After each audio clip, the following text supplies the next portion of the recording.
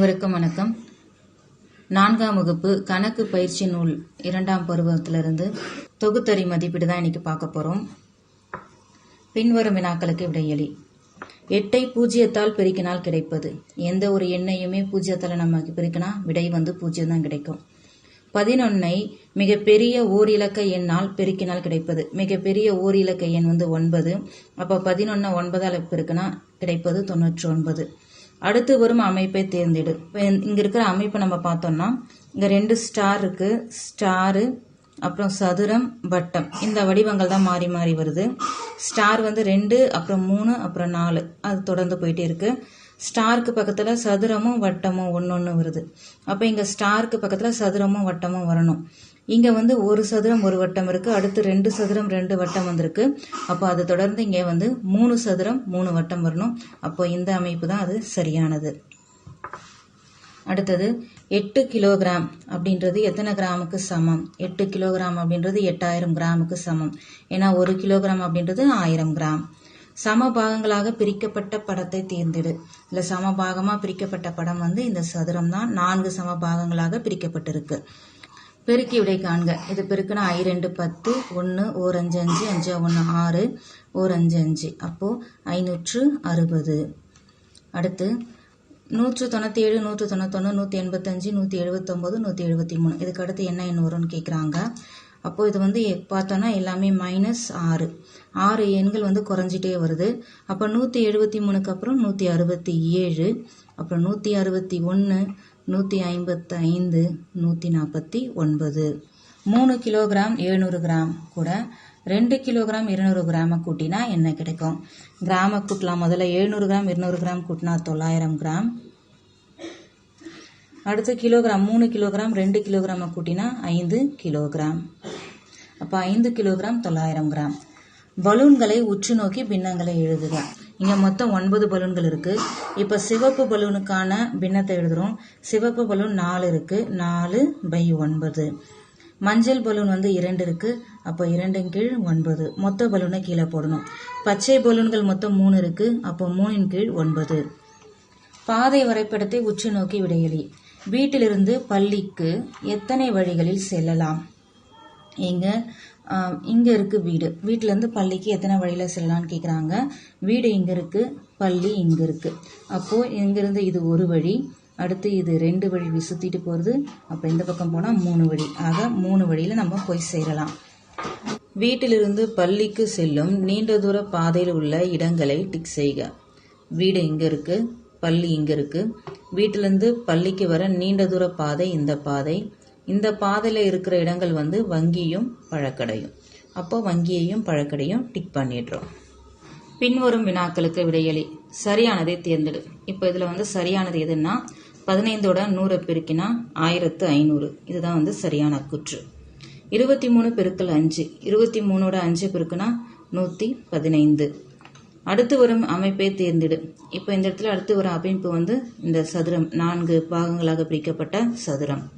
9, 109, 209, இல்ல அடுத்து வரும் எண் 100 அதிகரிச்சுட்டே வருது. அப்போ அடுத்து வர எண் 309.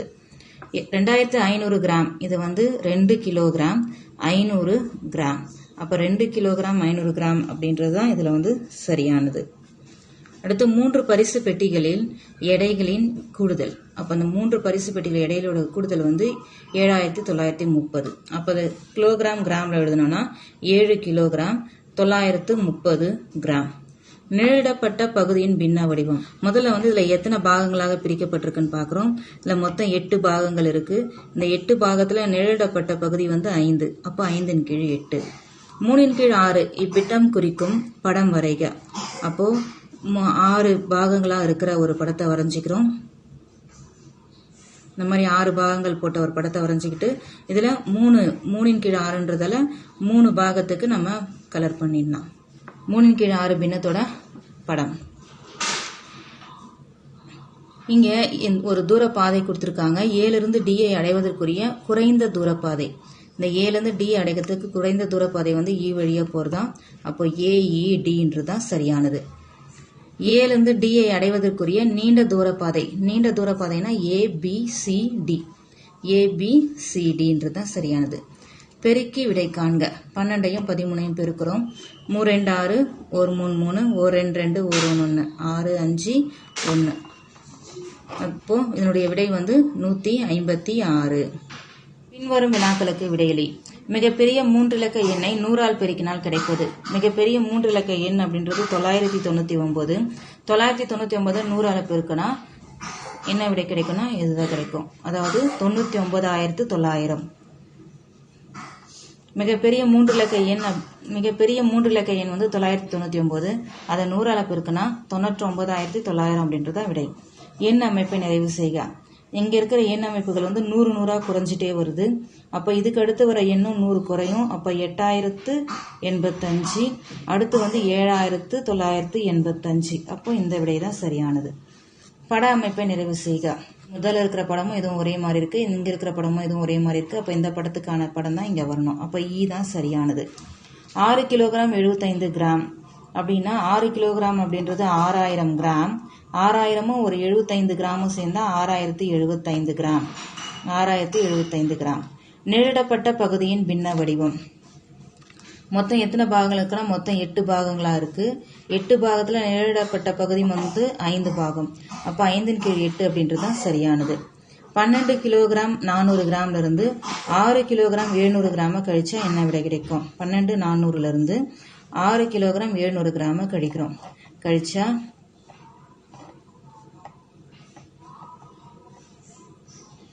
இப்போ 5 கிலோகிராம் 700 கிராம். 5 kilogram 700 gram. 494 பெருக்கல் 7. 494 7ஐயும் பெருக்கிறோம். 7 28 2 7 9 63 ஒரு 2 65 மிச்சம் 6. 7 28 28 ஒரு 6 34. அப்போ 3458 அப்படின்றதான் விடை. பின்னங்களின் பகுதி தொகுதியை எடுத்து எழுதுக.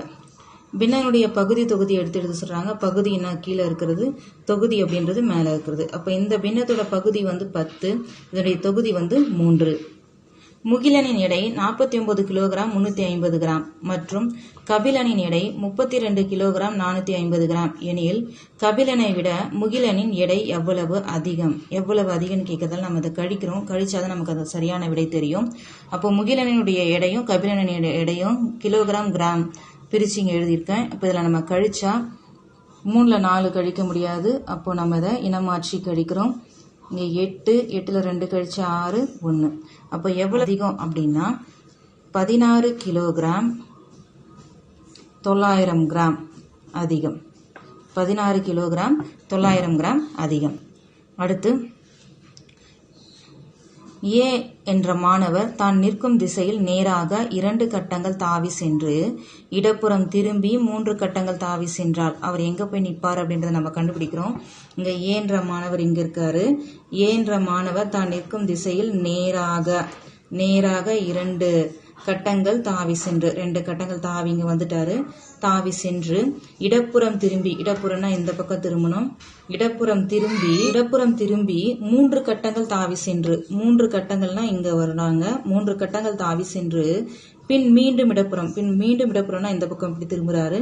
இடப்புறம் திரும்பி 2 கட்டங்கள் தாவி சென்று, இப்போ 1 2 கட்டங்கள் தாவி சென்று நின்றார் எனில் அவர் யாருக்கு அருகில் நின்றிருப்பார்? இங்க அவர் அருகில் இருக்கிறது வந்து கே. அப்ப அவர் வந்து கேக்கு தான் அருகில் நிற்பார். அடுத்து பி என்ற மாணவர் பின்புறமாக திரும்பி 4 கட்டங்கள் நேராக தாவி சென்றால் அவர் யாருக்கு அருகில் நின்றிருப்பார்? பி வந்து பின்னாடி திரும்புறாரு. இங்க இருக்காரு பி, இவருக்கு பின்பக்கமா அப்படி திரும்பி 4 கட்டங்கள் போறாரு. 1 2 3 4 4 கட்டங்கள் வந்தா யாருக்கு அருகில் நிற்பார்னா சிக்கு அருகில் நிற்பார். அப்ப அவர் வந்து சிக்கு அருகில் நிற்பார். பின்வரும் வினாக்களுக்கு விடையளி. 111 பெருக்கல் 22 இதனுடன் பொருந்துவதை தேர்ந்தெடு. இதுல பொருந்துறது வந்து 222 11. ஏன்னா இதுல இருந்து 2 எடுத்து வரும். 2 எடுத்து இதோட இப்படி பெருக்கிக்கிறோம். பெருக்கும் பொழுது இதுல 2ஆல வகுத்தா இது 11. அந்த 2 இதோட பெருக்கும் போது 222 11. அடுத்து வரும் அமைப்பை தேர்ந்தெடு. இங்க அந்த அம்புகள் வந்து மேல் நோக்கி இருக்கு, கொஞ்சம் சாயுது, அப்புறம் இப்படி சைட்ல திரும்புது. இப்ப இந்த பக்கம் வந்து கீழே கொஞ்சம் சாயும், அப்புறம் கீழே இறங்கும் இல்லையா?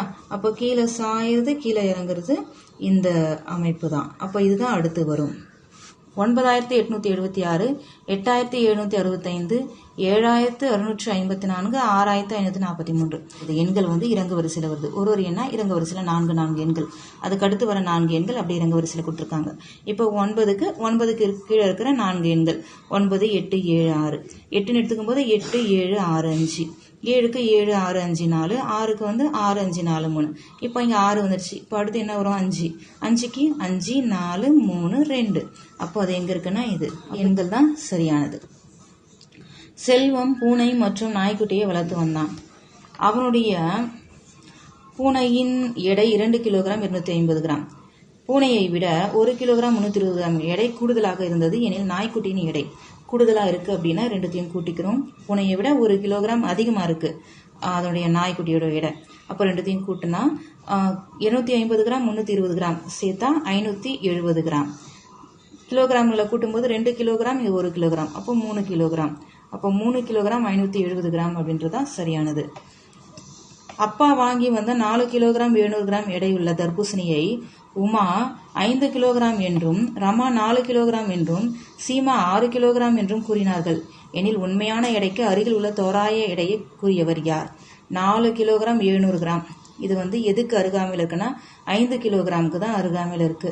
அப்போ அதுதான் தோராய மதிப்பு. அந்த 5 கிலோகிராம் சொன்னது வந்து உமா. அப்போ உமா அப்படின்றது தான் சரியானது. 78ஐயும் 89ஐயும் பெருக்குனா 6942. 40 கிலோகிராம் அரிசி மூட்டையிலிருந்து 27 கிலோகிராம் 750 கிராம் விற்றுவிட்டால் மீதமுள்ள அரிசியின் எடை எவ்வளவு? மொத்த அரிசி வந்து 40 கிலோகிராம், இதில் வந்து 27 கிலோகிராம் 750 கிராம் வித்துட்டாங்க. அப்போ மீதம் எவ்வளோன்னு சொல்லும்போது இதை கழிக்கிறோம். கழிச்சா 2, 1. அப்போ மீதமுள்ள அரிசியின் எடை வந்து 12 கிலோகிராம் 250 கிராம். இதான் மீதமுள்ள அரிசியின் எடை. ஒரு பள்ளியில் படிக்கும் 80 மாணவர்களில் 10 பேர் மட்டை பந்தும் 20 பேர் கபடியும் 10 பேர் கோகோவும் 40 பேர் கைப்பந்தும் விளையாடுகின்றனர் எனில் கபடி விளையாட்டில் கலந்து கொள்ளும் மாணவர்களை குறிக்கும் பின்னம் என்ன? இப்போ மொத்தம் வந்து 80 மாணவர்கள். அப்போ 80 அப்படின்றது கீழே போட்டுரும். இந்த கபடி விளையாட்டில் கலந்து கொள்ளும் மாணவர்கள் கபடியில் வந்து 20 பேர் கபடியில் கலந்துக்கிறாங்க. அப்போ 20. அப்போ 20 கீழ் 80 அப்படின்றது தான் இந்த கபடியை கலந்து கொள்ளும் மாணவர்களை குறிக்கும் பின்னம். 10 கீழ் 80 என்ற அந்த பின்னத்தை குறிக்கிற மாணவர்கள் விளையாடும் விளையாட்டுகள் என்ன? 10 இது 10 கீழ் 80 அப்படின்னா 80க்கு 10 பேர். 10 பேர் வந்து மட்டைப்பந்து விளையாடுறாங்க, அடுத்த 10 பேர் வந்து கொக்கோ விளையாடுறாங்க. அப்போ இந்த பின்னம் வந்து மட்டைப்பந்துக்கும் பொருந்தும் கொக்கோவுக்கும் பொருந்தும். அப்போ மட்டைப்பந்து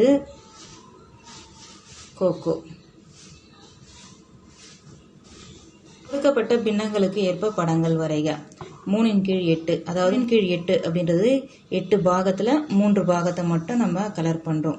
அப்போ இந்த படத்தை நான் இங்கே 8 பாகமாக பிரித்து போட்டிருக்கேன். அப்போ இதில் வந்து 3 பாகத்தை மட்டும் நம்ம கலர் பண்ணால் போதும். அப்போ இது வந்து 3 கீழ் 8.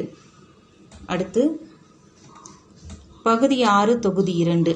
பகுதி வந்து கீழே போடணும் 6, தொகுதின்றது 2 மேலே போடுறோம். அப்போ 2 கீழ் 6 இந்த பின்னம். இந்த பின்னத்துக்கு உண்டான படம் வந்து நம்ம இந்த மாதிரி வரையலாம், இல்லை வட்டத்துலேயும் வரையலாம். நம்ம எப்படி வரைஞ்சாலும் இது சரிதான். இப்போ மொத்தம் 6 பாகங்களில் 2 பாகங்கள் மட்டும் கலர் பண்ணுறோம். இல்லை இதில் கலர் பண்ணால் வட்டத்தில் கலர் பண்ணால் இந்த மாதிரி கலர் பண்ணிக்கலாம். 6 பாகத்தில் 2 பாகம் மட்டும் கலர் பண்ணிக்கிறோம். படத்தை உற்று நோக்கி பின்வரும் வினாக்களுக்கு விடையளி. இது ஒரு பாதை வரைபடம். இந்த பாதை வரைபடத்தை வச்சு தான் இங்கே கீழே கேள்விகள் கேட்டிருக்காங்க. முதல் கேள்வி, வீட்டிலிருந்து நூலகம் செல்ல எத்தனை வழிகள் உள்ளன? வீடு வந்து இங்கே இருக்குது, நூலகம் இங்கே இருக்குது. இப்போ இந்த வீட்டிலேருந்து நம்ம நூலகத்துக்கு வரதுக்கு எத்தனை வழி? இது வந்து ஒரு வழி. இந்த பாதை வழியாக வந்தால் ஒரு வழி இருக்குது. இந்த பாதை வழியாக வந்தால் சரி, இந்த பாதை வழியாக வந்தால் இப்படி ஒரு வழி போகுது. இந்த வழியில் போயிட்டு இப்படி பள்ளி போயிட்டு வர வழி இருக்குது. அப்போ இந்த பாதை வழியாக வந்தால் 2 வழிகள் இருக்குது.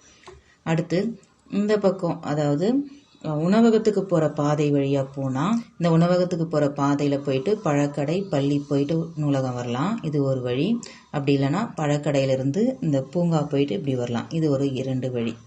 ஆக மொத்தம் 5 வழிகள். இந்த பாதையில் வந்தால் ஒரு வழி, இந்த பாதை வழியாக வந்தால் 2 வழிகள் வருது. அதே மாதிரி இந்த உணவகத்துக்கு வர பாதை வழியாக வந்தாலும் 2 வழிகள் வருது. ஆக மொத்தம் 5 வழிகள். உணவகத்திலிருந்து பள்ளிக்கு செல்லும் தூரம் எவ்வளவு? உணவகம் இங்கே இருக்குது, உணவகத்திலிருந்து இங்கே பள்ளி இங்கே இருக்குது. இதுக்கு இடைப்பட்ட தூரம் வந்து இது 120 மீட்டர், இது 150 மீட்டர். ரெண்டும் கூட்டினா 270 மீட்டர். வங்கியிலிருந்து பள்ளிக்கு செல்லும் குறைந்த தூரமுடைய பாதையில் உள்ள இடங்களை எழுதுக. வங்கி இங்கே இருக்குது, பள்ளி இங்கே இருக்குது. வங்கியிலிருந்து இந்த பள்ளிக்கு போகிற பாதையில் இருக்கிற இடம் வந்து நூலகம். குறைந்த தூரம் சொல்லும்பொழுது இதுதான் குறைந்த தூரம். மற்றது எப்படி வந்தாலும் நமக்கு தூரம் வந்து அதிகமாக தான் ஆகும். அப்போ இது ரெண்டுத்தையும் கூட்டினா 550 மீட்டர். அப்போ இந்த வங்கிக்கும் பள்ளிக்கும் இடைப்பட்ட தூரம் வந்து 550 மீட்டர். அப்போ இதுக்கு இடைப்பட்ட இடம் வந்து நூலகம். பாதையில் உள்ள இடம் வந்து நூலகம். நன்றி.